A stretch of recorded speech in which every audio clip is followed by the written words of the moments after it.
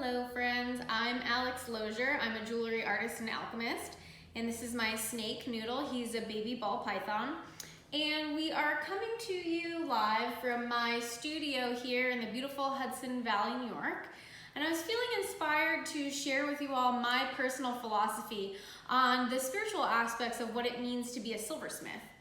So when you're a silversmith, you are using your hammer and your torch as your magic wand, and your anvil and your pickle pot as your cauldron, and you're working with moon energy. So what does that mean? Well, both the moon and silver as a material are cyclical in nature, and they're always on a journey from either dark to light or light to dark. And when you're a silversmith, you are taking these principles of the light and the dark, and you are bringing them into form. You are bringing them into the physical material plane through your creative process.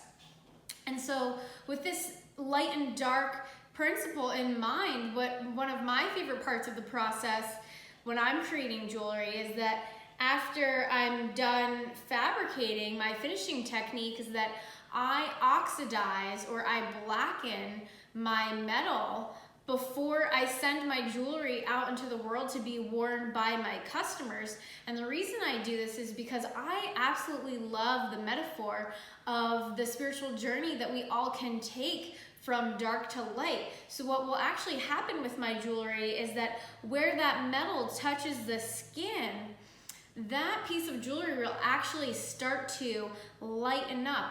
And as the jewelry starts to lighten up, hopefully our spirit can start to lighten up as well.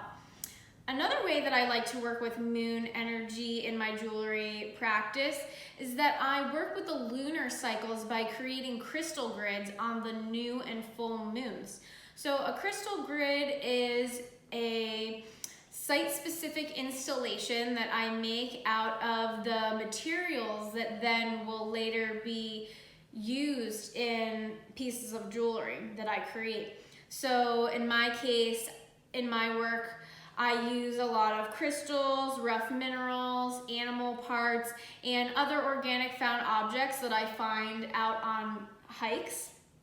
And so I take these objects and I arrange them in either a circular or geometric pattern during either the full or new moon times. And I charge these objects with my intention and that moon energy. And so that transforms these objects from being just living in this sort of material plane to then being transformed into magical talismans. And so these will then become the objects that I will use in my jewelry.